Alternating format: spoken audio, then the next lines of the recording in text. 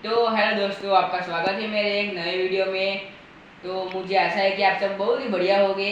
तो आज मैं आपको दिखाने वाला हूँ, हमारे मनी वेल का प्लांट है, उसमें एक घोंसला था, आपको पता ही है, और उसमें 3 अंडे थे।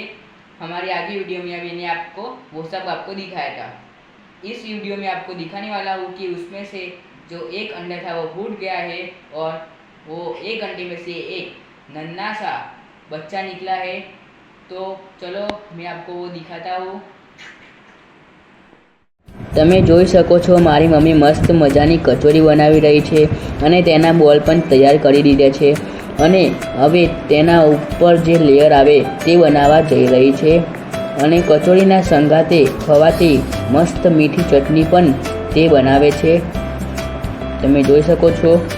તો ચાલો હવે હું મની વેલના પ્લાન્ટ ઉપર રહેલા इंडियन रॉबिन बच्चू बताऊँ। तो आ तमे जोई सको छो, मारे मस्त मजानी बहुज मोटी मनी वेल छे अने तेना पर तेने तेनो मारो बनाव्यो छे अने तेमां ज तेने तेना बच्चा मूके छे। तो तमे जोई सको छो, आ एक तेनुं बच्चुं छे, केवुं मोढुं बहार काढीने तेनुं मोढुं पहोळुं करे छे।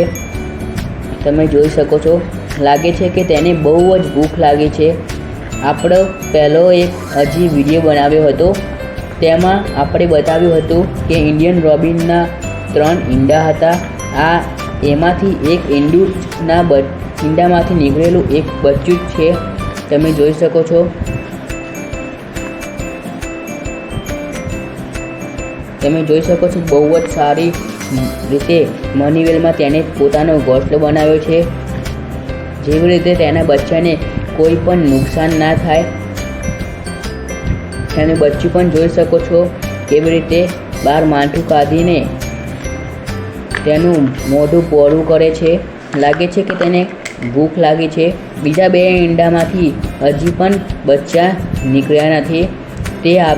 તે આવે છે અને તેના ઈંડા પર બેસે છે અને તેને ગરમાવો આપે છે। તમે જોઈ શકો છો, મસ્ત મજાની મની વેલમાં તેને તેનું ઘર બનાવ્યું છે, તેથી તેને ઠંડક પણ લાગે, તેને ગરમી ના લાગે તે માટે। તો આવા જ વિડીયો જોવા માટે અમારી ચેનલને લાઈક, શેર, સબસ્ક્રાઈબ જરૂર કરજો।